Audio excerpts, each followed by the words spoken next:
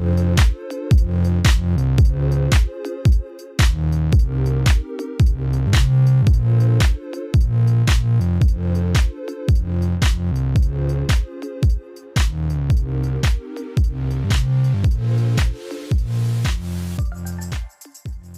colombophilie moderne, la performance d'un pigeon voyageur ne se joue plus uniquement sur la génétique, l'entraînement ou la qualité du grain.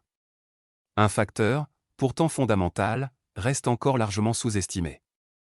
L'équilibre interne, et plus précisément la qualité de la respiration et la gestion du stress physiologique. Un pigeon peut avoir des ailes puissantes, une orientation remarquable, une motivation intacte. Mais si son système respiratoire est irrité, encombré ou fragilisé, ses performances chutent, parfois sans signe visible immédiat. Essoufflement discret, récupération plus lente, nervosité inhabituelle, baisse de régularité en concours. Ces signaux sont souvent interprétés comme un manque de forme passager, alors qu'ils traduisent un déséquilibre plus profond. La bonne nouvelle, c'est qu'il existe une approche naturelle, cohérente et respectueuse, capable d'accompagner durablement les pigeons voyageurs, sans brutaliser leur organisme. Une approche fondée sur la compréhension biologique, la régularité et l'observation. C'est précisément ce que nous allons explorer ensemble aujourd'hui, avec des solutions concrètes, applicables et réfléchies. Chez le pigeon voyageur, le système respiratoire est extrêmement performant, mais aussi particulièrement sensible. Il fonctionne en interaction directe avec les sacs aériens, le métabolisme énergétique et la régulation thermique.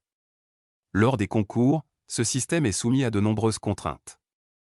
Efforts prolongés, air sec ou poussiéreux, variation de température, stress du transport, ventilation imparfaite au colombier.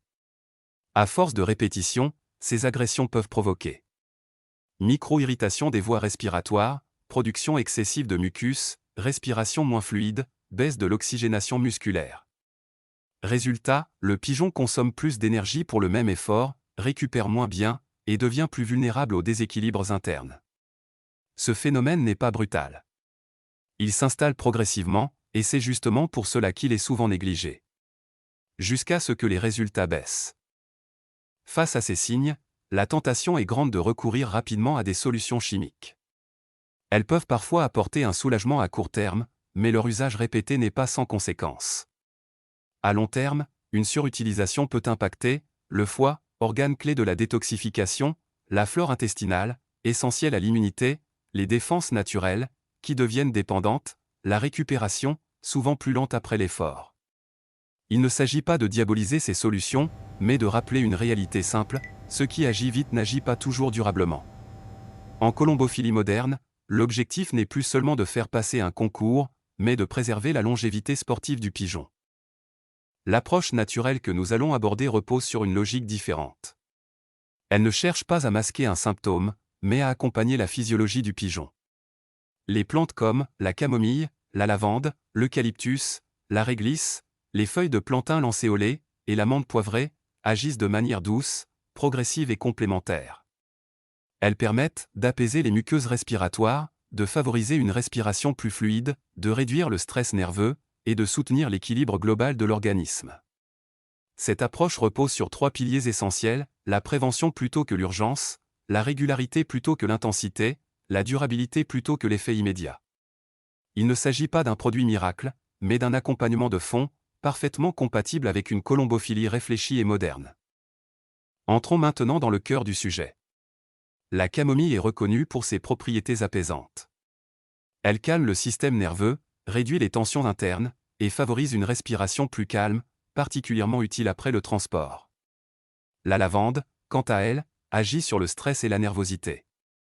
Un pigeon plus détendu respire mieux, consomme moins d'énergie inutile, et récupère plus efficacement. L'eucalyptus est un allié respiratoire puissant. Il aide à dégager les voies respiratoires, fluidifie les sécrétions, et améliore la qualité des échanges gazeux. La réglisse soutient les muqueuses, et apporte un effet adoucissant, particulièrement intéressant lorsque les voies respiratoires sont irritées ou sollicitées. Les feuilles de plantain lancéolées jouent un rôle clé, elles protègent, réparent, et apaisent les tissus respiratoires, tout en soutenant l'immunité naturelle.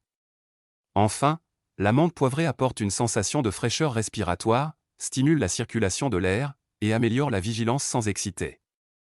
Les bénéfices visibles, pigeon plus calme, respiration plus régulière, meilleure récupération, plumage plus propre. Les bénéfices invisibles, meilleure oxygénation, équilibre interne renforcé, endurance plus stable, régularité accrue en concours. Passons maintenant à la préparation et à l'utilisation, avec une approche professionnelle et responsable. La forme la plus adaptée reste l'infusion. Préparation type camomille, lavande, eucalyptus, plantain et menthe poivrée séchée, de qualité propre et non traitée. Infusion douce dans de l'eau chaude, sans ébullition excessive, pendant 10 à 15 minutes. Filtration soigneuse, puis refroidissement complet avant administration. Utilisation, à raison de 2 à 3 jours par semaine, de préférence hors concours, en période de repos ou de récupération, en remplacement partiel de l'eau de boisson. Il est essentiel de respecter des dosages modérés, observer attentivement les pigeons, adapter progressivement selon leur réaction.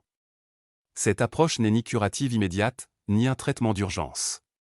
C'est une stratégie experte de prévention, destinée à renforcer l'équilibre global sur le long terme.